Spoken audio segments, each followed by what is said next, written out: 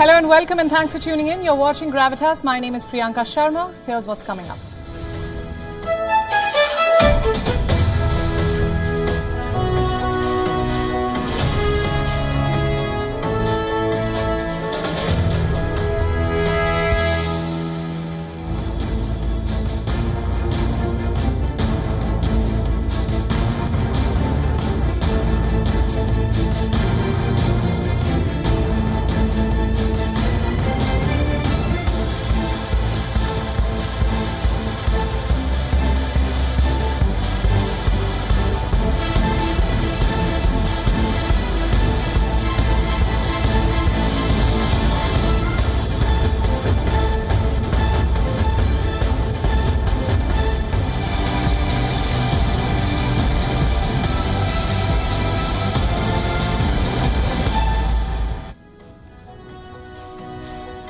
Our cover story tonight is a rather curious tale.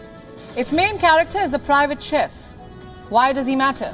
Because he was a private chef to the Obamas, Barack and Michelle Obama, the former president and first lady of the United States of America. Why is he in the news? Because he drowned while paddleboarding. His body was found much later. Why is this strange? Because he knew how to swim. Because conspiracy theorists say that he knew too much about the family whom he cooked for. Because the police are silent on what exactly happened. So tonight on Gravitas, we'll discuss what happened to the Obama chef. Also on the show, a shocking revelation from a close aide of the Pak Prime Minister. Pakistan is the biggest player in illicit cross-border drug trade. And these dangerous drugs are landing on Indian territory. This has consequences for all of us. I'll tell you how. How long can China continue to erase a prominent diplomat? New details emerge in the mysterious disappearance of Qin Gang. On Gravitas, we'll try and connect the dots. What are you doing right now while watching me? Are you mindlessly scrolling through social media? Are you tired of keeping up with your digital identity? Tonight, I'll tell you why we may all be heading for a social media burnout. All coming up tonight. The mystery deepens around the death of Obama's personal chef. The news broke 4 days ago on the 24th of July. The personal chef of former US President Barack Obama was found dead. His name was Tafari Campbell. He was 45 years old. On the 24th of July, Tafari was fished out of the Edgerton Great Pond near the Obama residence in Massachusetts. The police said that Campbell died while paddleboarding. 4 days on, several uncomfortable questions have sprung up around Campbell's death. Was it an accident? Or did something sinister happen? Social media is filled with theories, including the claim that Campbell was secretly writing a tell-all book on the Obamas. The police have denied any foul play. But do they need to dig deeper? Let's first tell you a little about the man who died, Tafari Campbell. He is a familiar face in America, especially among those documenting the lives of American presidents. Campbell was a chef at the White House during the Obama administration. He shot to fame in the year 2012 when he helped brew the first batch of alcohol on White House grounds. In 2012, Campbell brewed ale using honey from the beehive set up by Michelle Obama on the south lawn of the White House. Obama's term ended in 2016. Before leaving the White House, the Obamas asked Campbell to join the family as their personal chef. He agreed. Campbell has been working for the famous family ever since. He has also appeared in numerous videos and photos with them. It won't be so wrong to say that Campbell was popular in his own way. Which is why it becomes really strange that the cops reportedly did not take down some very important details of the crucial 911 call that was made about Campbell's drowning. It all happened on Sunday. The other 911 calls made to Edgerton Police Department that day have all been logged into the system, along with very specific reasons for the calls. Except this particular call that was made a little before 8 p.m. on Sunday night. That evening, Campbell went out paddleboarding. Reports say he was not alone. Campbell had company. But who that was, the cops won't tell us. Around 7:46 p.m. that evening, the police received a 911 call. They were told a man was drowning. It was Obama's chef. Who made that call? Another unnamed person. The cops say the person who accompanied Campbell tried to help him out of the water, but he couldn't.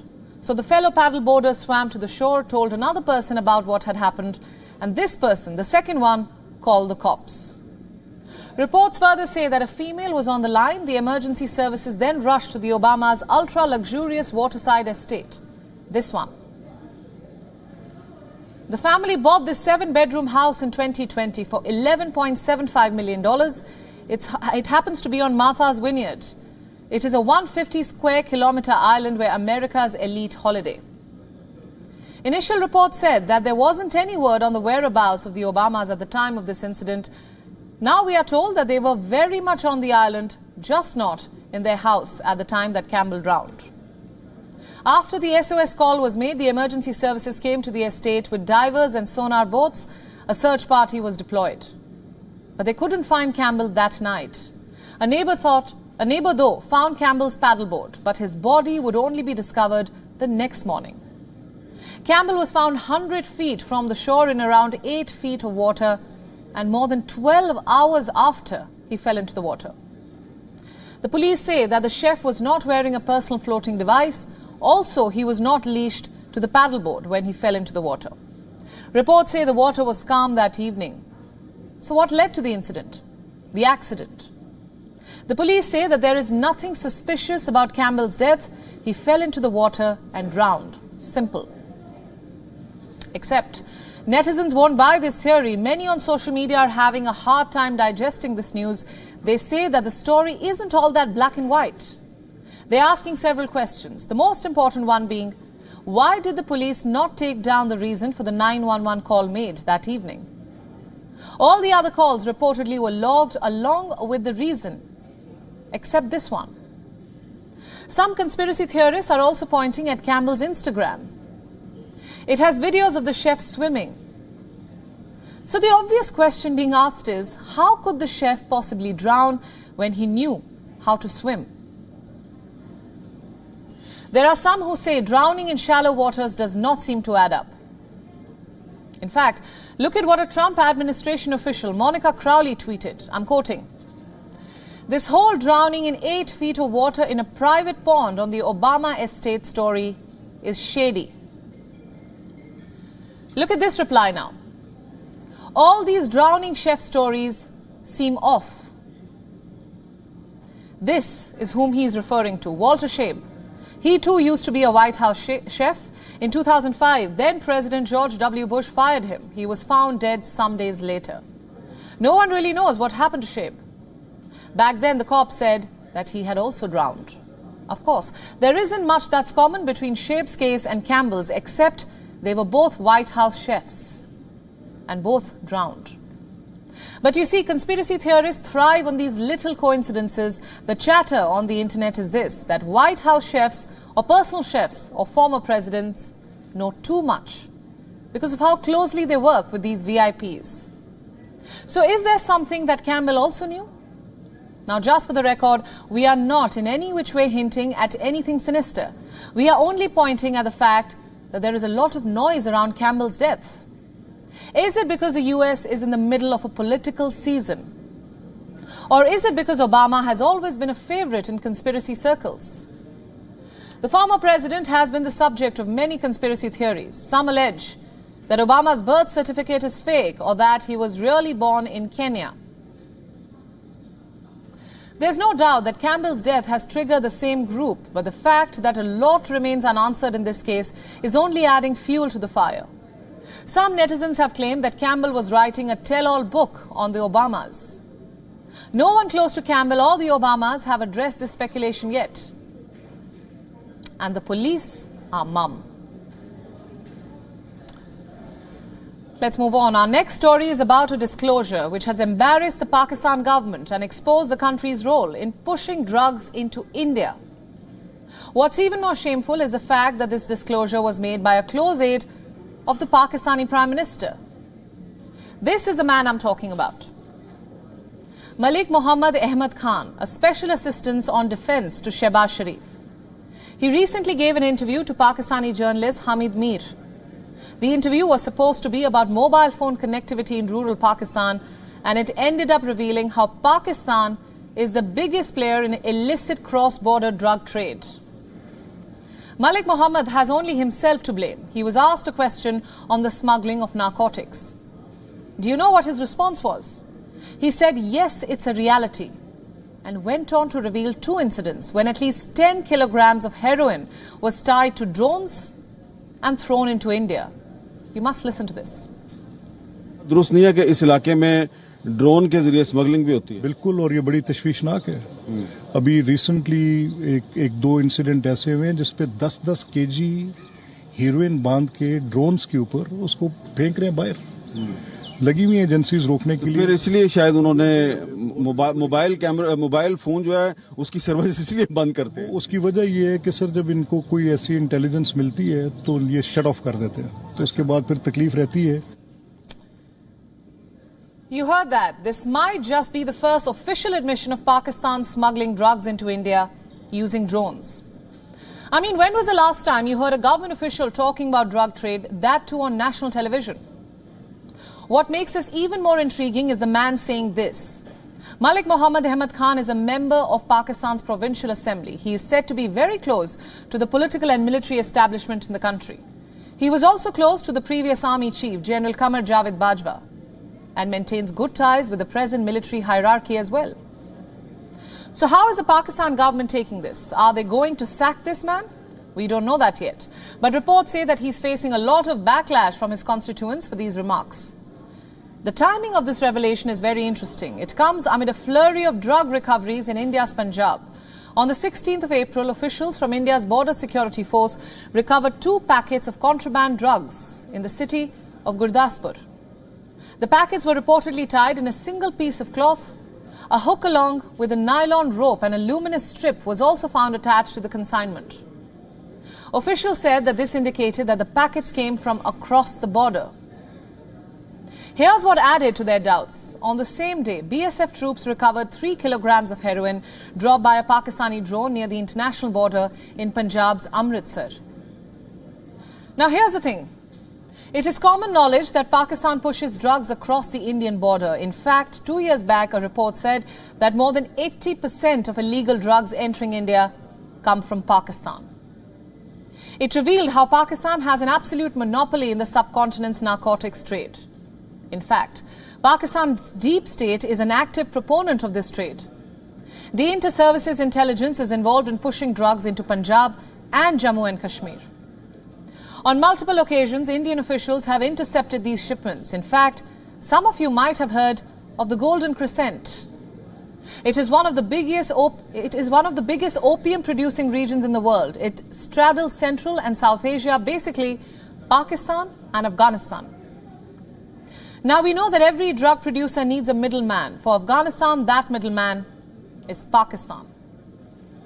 It's a well-oiled machinery. The opium is grown near the Af-Pak border, in places like Kandahar and Helmand.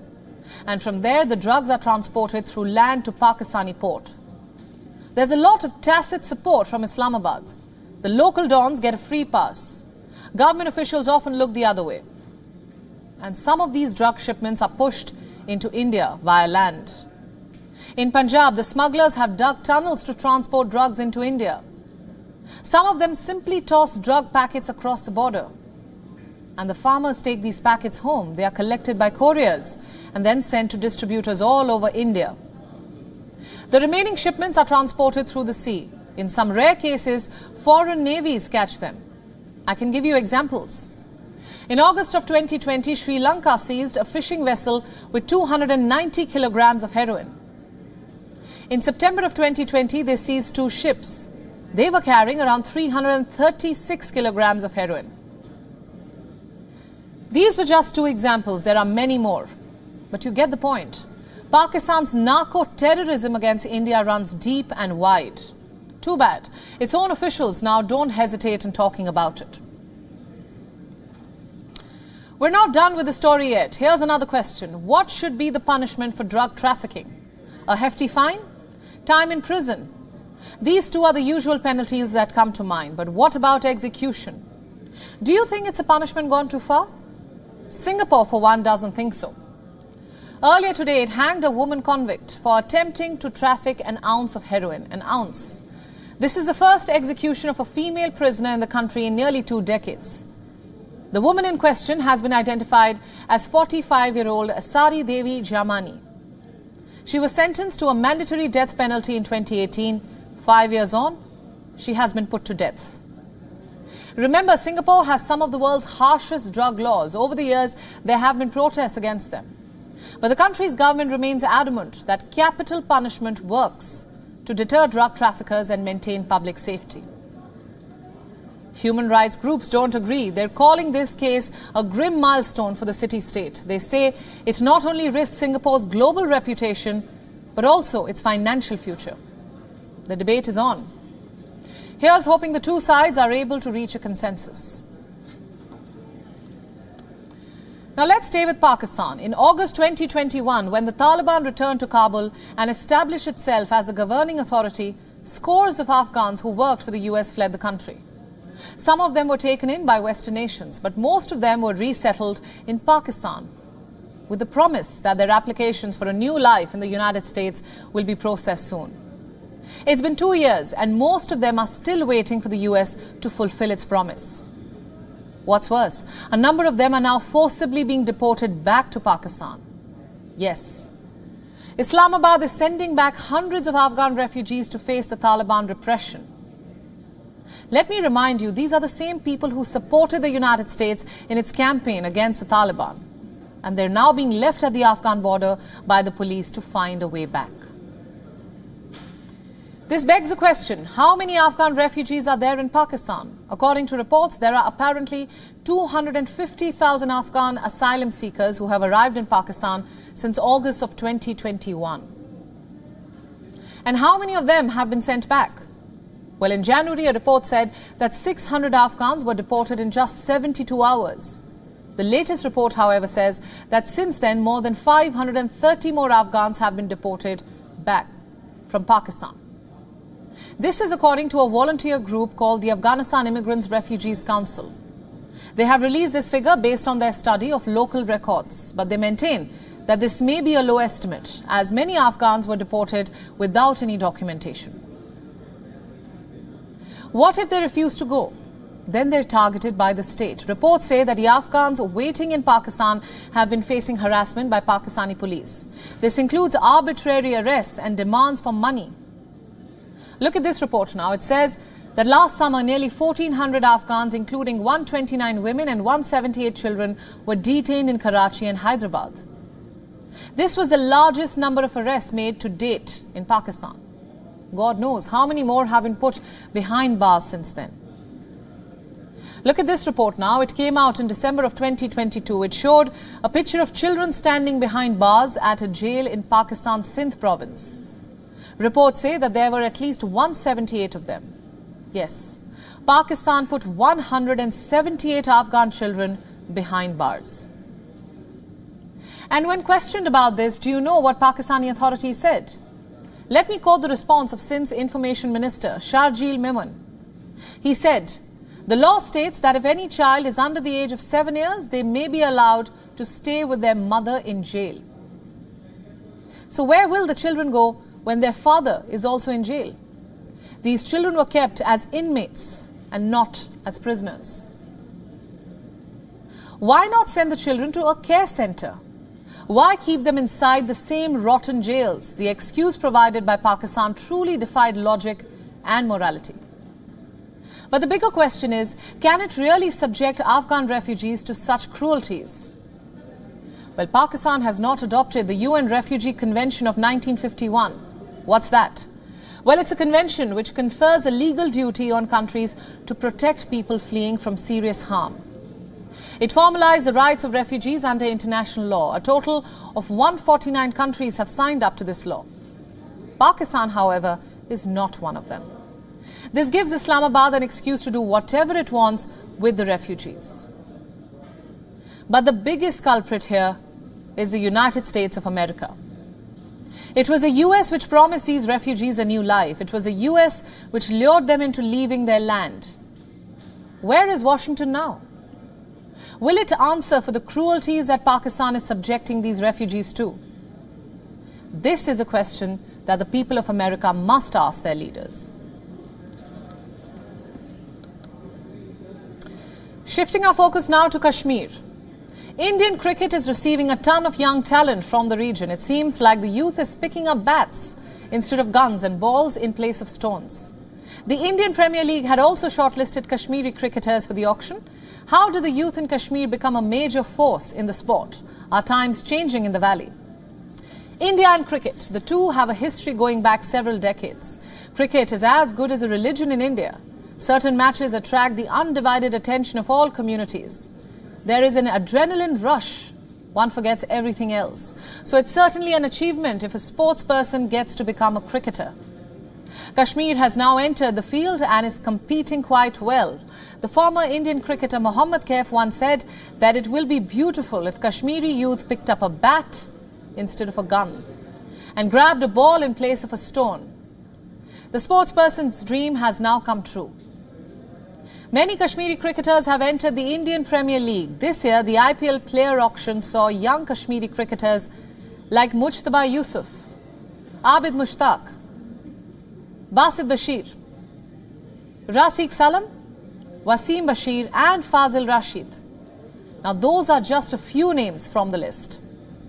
Apart from the men's cricketing world, a young woman cricketer is making waves in women's cricket. 21-year-old Snowbar Samandar.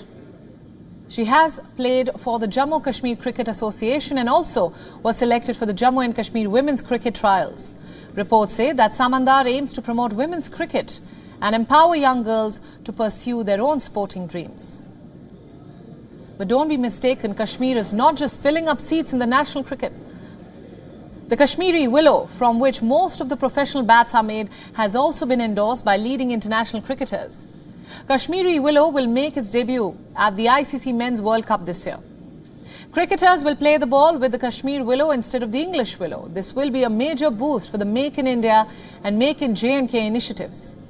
Kashmir has been producing bats for more than 100 years now, but the bats were never marketed as a Kashmiri brand. Let us explain. Earlier, companies would buy the willow bats without labels. They would later tag brands on them of their own choice and would never sell them as a Kashmiri bat. But this time, Kashmiris are producing, branding and marketing their own willow. Reports say that many Indian bat production companies use English willow and tag them as made in India. A top Kashmiri bat marketer says, and I quote, "In the case of English willow, the money of raw material goes back to England even after 77 years of independence. On the other hand, the Kashmir product is 100% made in India, with the main clef coming from Kashmir. The handle comes from Jalandhar or Andaman and Nicobar, and the sticker from Meerut and fiber from Kolkata." The Kashmir willow overtakes the English one as it is also pocket-friendly and may continue to be the go-to brand for the 50-over World Cup. It's definitely wonderful news when Kashmir is associated with the thrill of scoring runs and taking wickets than firing guns and pellets. It's July the 28th. The last we heard of Qin Gang was on June 25th. Until 2 days ago, he was China's foreign minister. Now he is just a diplomat discarded by Xi Jinping's regime and being erased by China. Just days ago, I told you that China was wiping out Qin Gang's digital footprint. References to him were scrubbed from the foreign ministry's website. But guess what? As speculation grows, articles about Qin Gang's activities have also started to reappear. The last report is from the 25th of June, when he met his Vietnamese counterpart in Beijing. A report about Qin's meeting with US Secretary of State Antony Blinken in June has also resurfaced. Question is, will the man himself reappear in public eye too? Or is it too late for that to happen? We never know because it is China we are talking about. Look at the Chinese Foreign Ministry's official website. Until 2 days ago, if you search for Qin Gang, it showed 0 results, 0. And now there is a long list of reports. What explains the foreign ministry's back and forth? Is it a desperate cover-up? You see, the full erasure of a foreign minister was bad PR. Global media called China out on it. On this show, we told you why a public figure, a diplomat, can't just go missing in broad daylight. Has the simple realization finally dawned upon China, or was it a technical glitch? There's absolutely no answer from Beijing. As expected, it is maintaining silence. But people want an answer. This was reflected in the top search items on Weibo. Chinese people searched Qin Gang's whereabouts. There were queries about his wife, even an alleged mistress. People are poring over the most recent photos of Qin Gang in public and asking questions. Does he look sick? Who are his enemies in the party's senior ranks? How did they bring him down when he appeared to have such strong support from China's all-powerful leader himself? And you know what the most unusual part is? Rumors about a senior official like Qin Gang are never discussed on the Chinese internet so freely, because the government makes sure that such discussions are censored. So does it mean that there is no truth to these rumors? Qin Gang spent only 6 months in office. He was Xi Jinping's protege. His fall from grace has been as unexpected and abrupt as his elevation. Since both moves are attributed to Xi himself, the episode is coming across as an embarrassing lapse in judgment right at the top. And it is not helping China's case. All this is adding to the global critique of China. In fact, in a new Pew Research Center survey, global views of China are broadly negative. Over the past year, China has tried to put on a face of a global peacemaker. Despite several high-profile diplomatic initiatives, be it brokering a peace deal between Saudi Arabia and Iran or issuing a proposal to the war in Ukraine, a median of 71% people in 24 countries think that China does not contribute to global peace and stability. No surprises there. But forget about global peace. China has more pressing domestic concerns. The country does not change foreign ministers just like that. But high-profile figures do go missing every now and then. And recently, senior commanders in the People's Liberation Army's rocket force have taken a fall. Commander Li Yushao, Zhang Zhengong, and Liu Jiangbin, they've all been missing. There have been no public announcement about any investigation into the trio, but reports say that they have been taken away by anti-corruption investigators. In June, Wu Guo, the deputy commander of the PLA's rocket force, reportedly died by suicide. However, the PLA stated that Wu died of cerebral hemorrhage. For Qin Gang too, China has cited health issues. But how can health issues justify wiping out and then bringing back Qin Gang's information? Is his disappearance also a part of Xi Jinping's drive against corruption? What could Qin Gang have done to lose Xi's favor? Will the truth ever come to light? We may never get to know the full story because it's China. As we all know, it rarely lets out the truth. Meanwhile, scientists have awakened a 46,000-year-old roundworm. Yes, a 46,000-year-old worm. Scientists hope to discover how the parasite survived extreme conditions and is still alive while the Earth faces soaring global temperatures. Experts believe that this discovery could teach humanity survival techniques.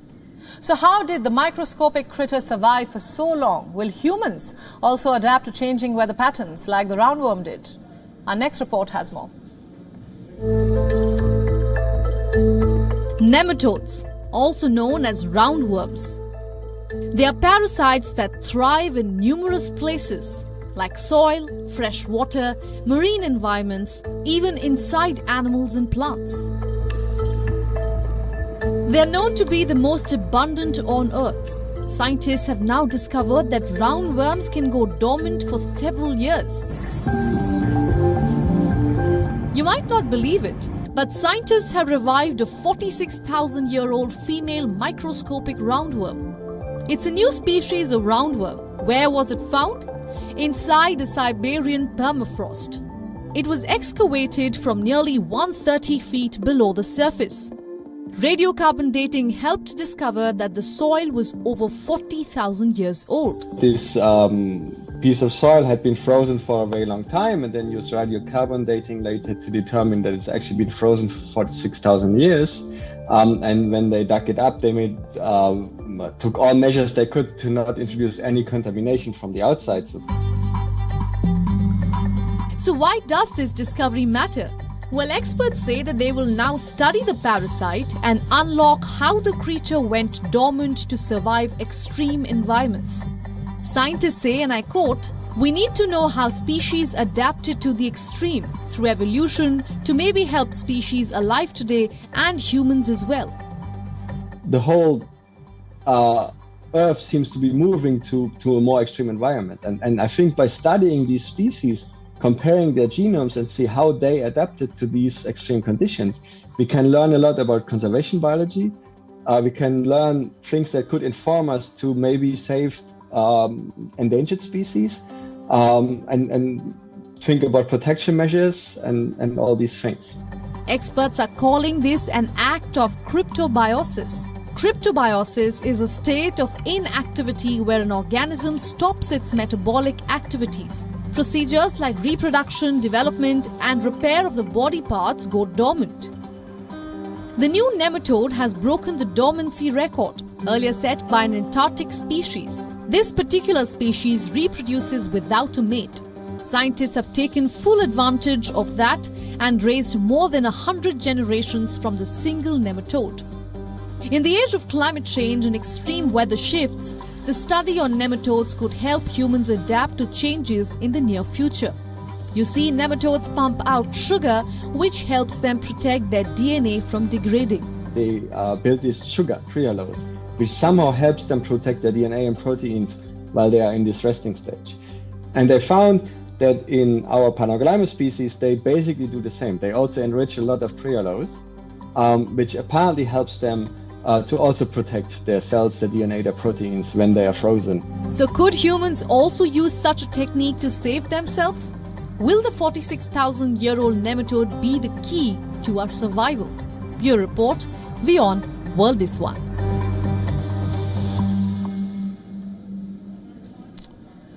How many times have we told you about Japan's declining birth rate? It is happening for a reason.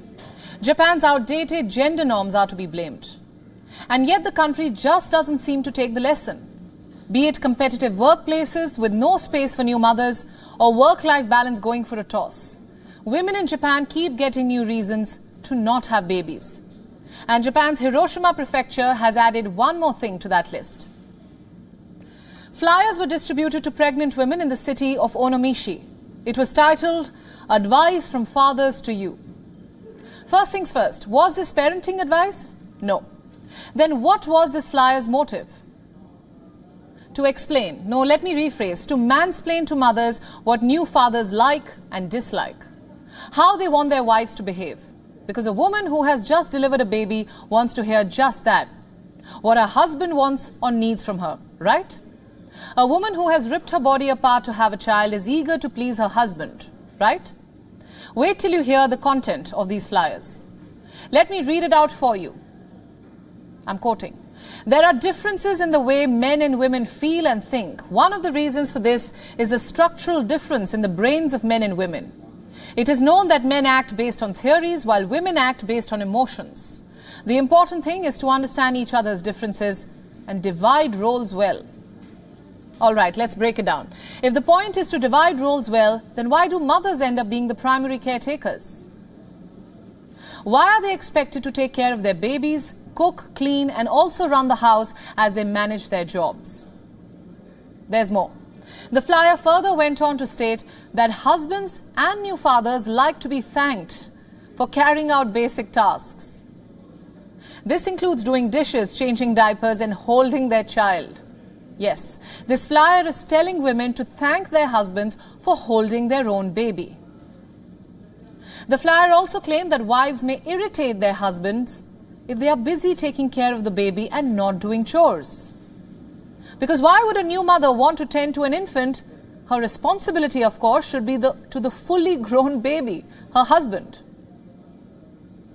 It also advised women against getting frustrated for no reason. It concluded that there are many things new mothers can do to please their husbands. This includes giving them massages, preparing their lunch every day, handling the childcare and housework, greeting them with a welcome home, and always having a smile on their face.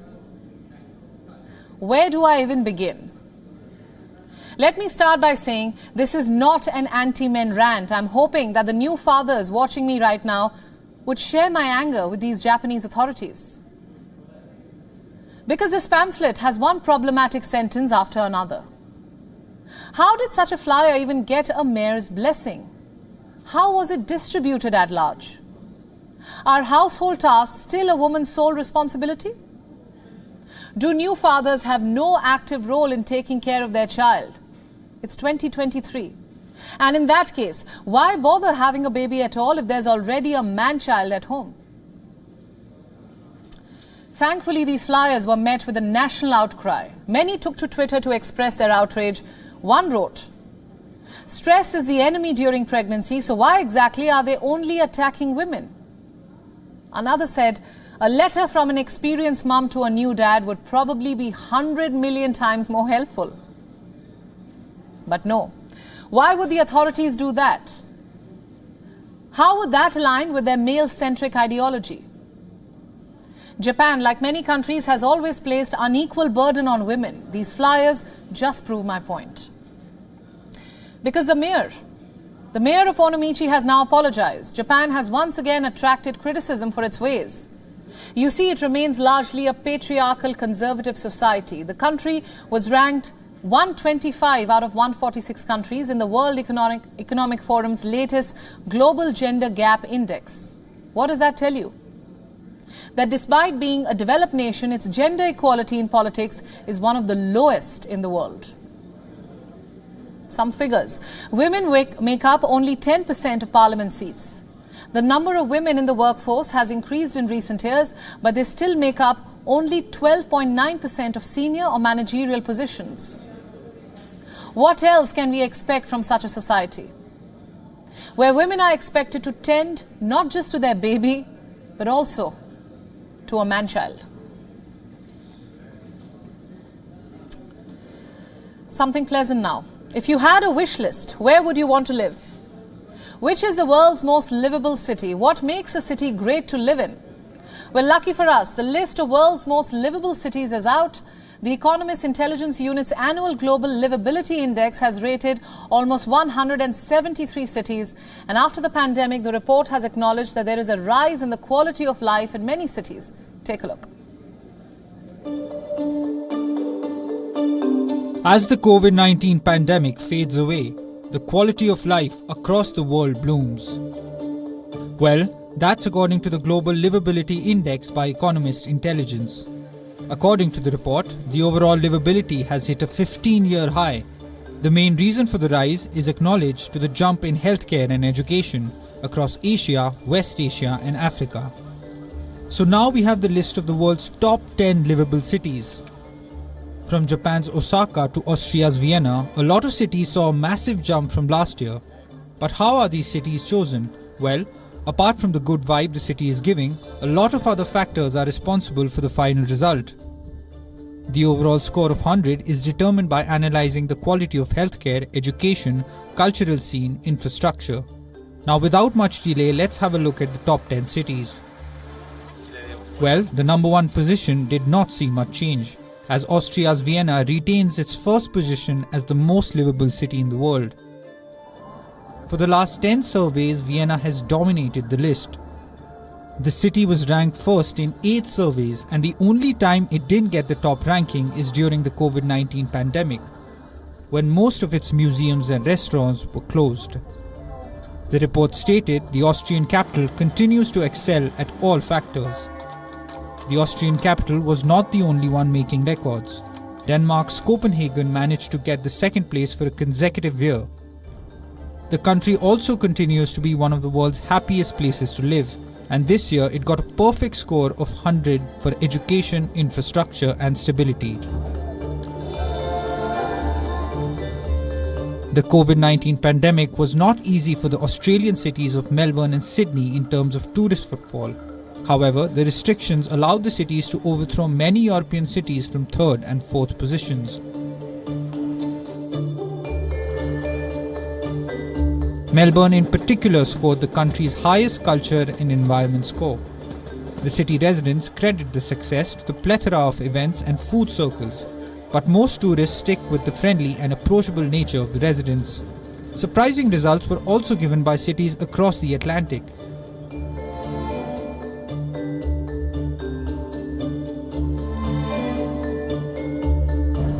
3 Canadian cities cracked the top 10 list, but Vancouver ranked the highest. And the reason was for its great culture and environment scores.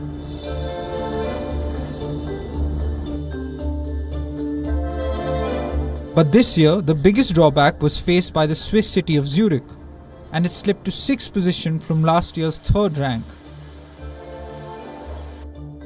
Similarly, Geneva too slipped from 6th to 7th place.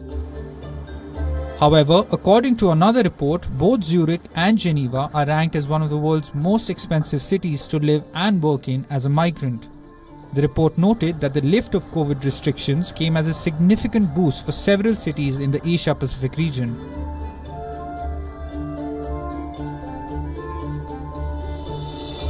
And Japan's Osaka secured the 10th position in the list. Due to the high scores in its cultural and environment ratings, the affordability in Japan's 3rd most populous city also came as a huge plus from the residents.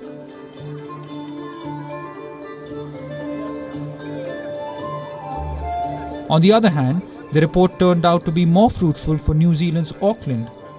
Auckland climbed more than 25 spots from last year.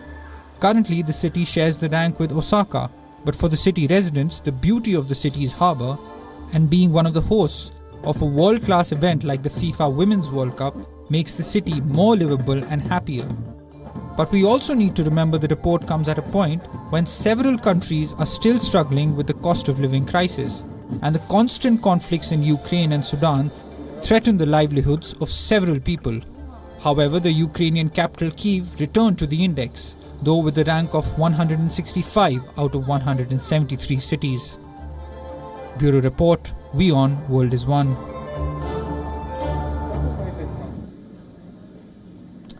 Low stress, little oversight and a good salary. This is what every employee must dream of. But the professional world seems to have normalized burnout and sickness. What if you had autonomy, flexibility and could prioritize your mental health at work?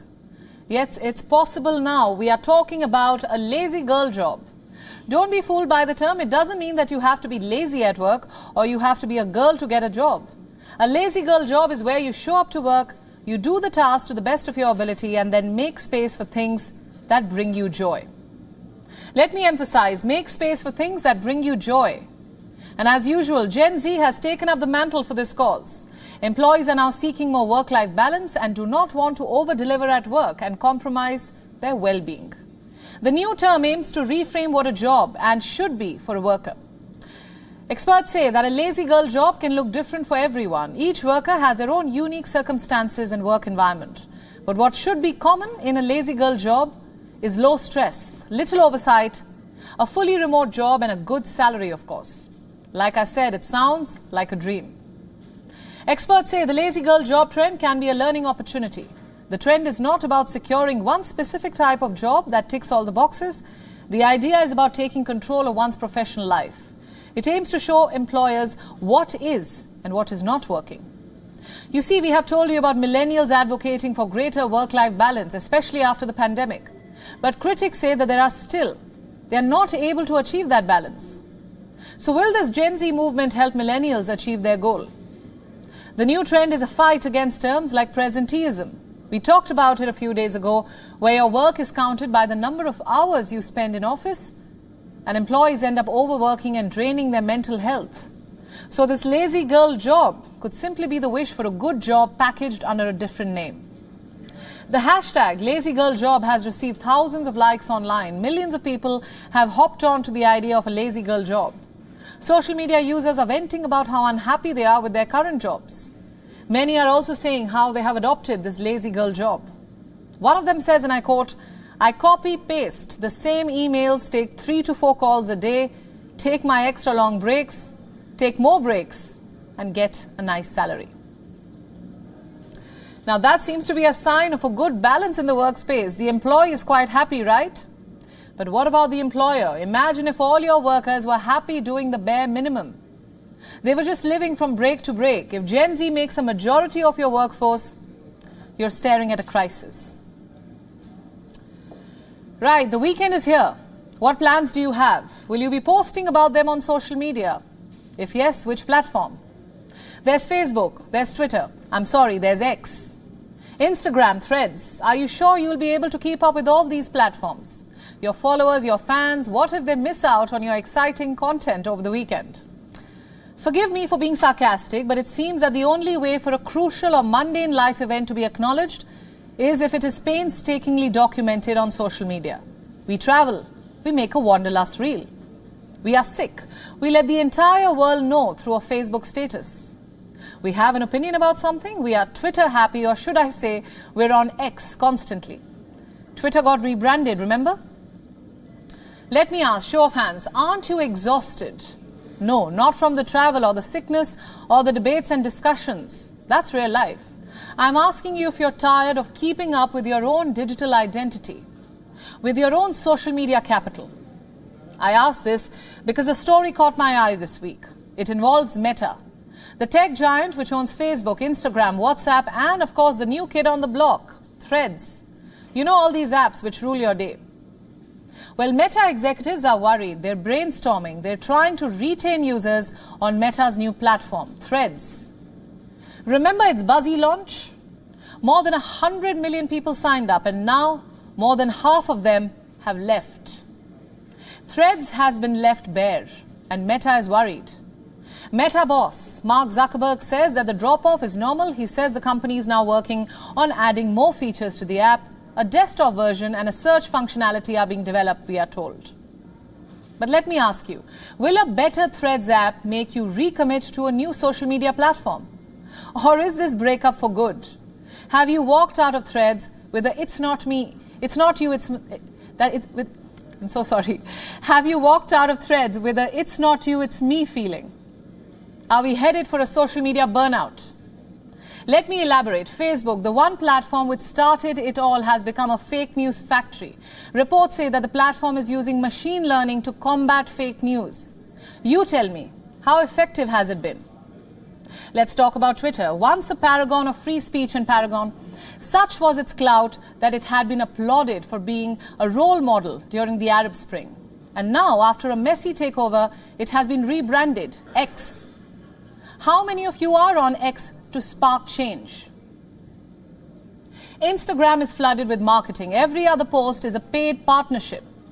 Whom do you trust to be authentic? Then there's TikTok, which is playing host to dangerous trends, which may just end up killing you. And now there's Threads, which is trying so hard to be different from its siblings, but in the end, it is failing to hook you in. So tonight, let me propose a thought. Maybe the problem isn't within these platforms. Maybe finally there's a gradual shift away from social media. Because we're burnt out. We are burnt out not just from our office work. We're burnt out not just from our family demands. We're also burnt out from social media. Social media fatigue has set in. Instagram was once about uploading a beautiful photograph. Now it's about maintaining a lifestyle, a fake one mostly. Curating a life which we often don't live. Twitter, or X, isn't a platform for sparking change anymore. It's a platform with users in a race to get verified, to be considered important. Hashtags have become the only way to generate revenues for some. And that's great. We're not judging anyone who makes money by being an influencer. After all, social media has empowered millions and created new revenue streams. But is this its only purpose? Remember the time when we used social media to find our first school crush or our favorite aunt who moved thousands of miles away?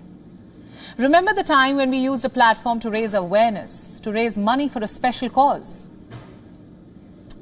Sadly now, social media is a vanity project, a platform to indulge our whims and fancies, a distraction from real life, an escape.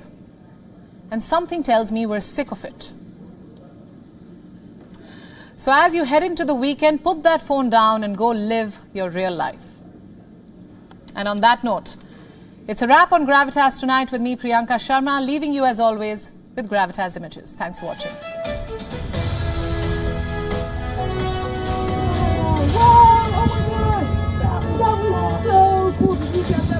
I fucking got it on video.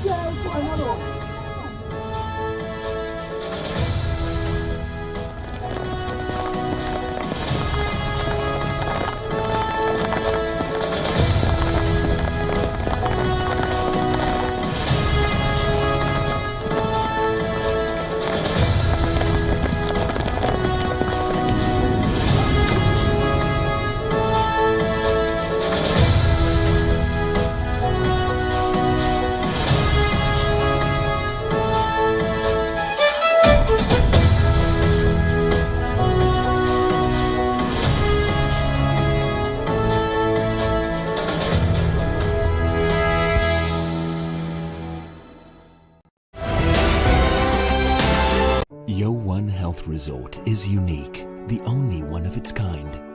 Experience the 4 paths of natural wellness: yoga, Ayurveda, acupuncture, and naturopathy. Each uniquely customized program improves the whole person to make every person whole. Come to WION Health Resort. Make your reservation at yowan.com. It's easy to tell you a flat story. It's easy to show you what's happening around the world. We do the difficult part. This weapon has been banned, but the US, Ukraine and Russia do not find the bombs problematic. We also tell you why what's happening. A new drug is making a difference in the fight against Alzheimer's. This medicine helps slow down a patient's cognitive decline. We look beyond the text. We give you context. Is China preparing for a war in the Himalayas? And tonight, we come to you with some proof. Hypocrisy is stunning. Do leaders mean what they say? Do they ever say what they mean? To find out how real news affects you, your decisions. Just when Iran took one step in the right direction, its moral police is planning to drag it further back. And once again, the victim will be women. Watch Gravitas. And thanks for tuning in. We don't impose our views. Did India threaten to ban Twitter? Either that or Jack Dorsey is lying to you. That is Gravitas. We let life breathe through our show. Gravitas, the informed show for an intelligent audience. Hi, I'm Alison LaGrange and you're watching E-Club. Here are the nominees for Achievement in Music. People are totally wrong to keep telling me that, oh, you're a multitasker. I'm not. Awards and fashion shows are in full swing. Seeing a young, black man, directing a feature film, I saw myself in him. Engage with us. Let us know what you'd like to see on the show and celebrities that you'd like us to feature.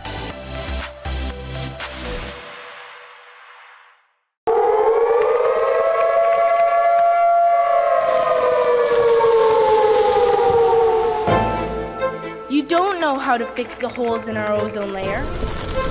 You don't know how to bring the salmon back up a dead stream. You don't know how to bring back an animal now extinct. And you can't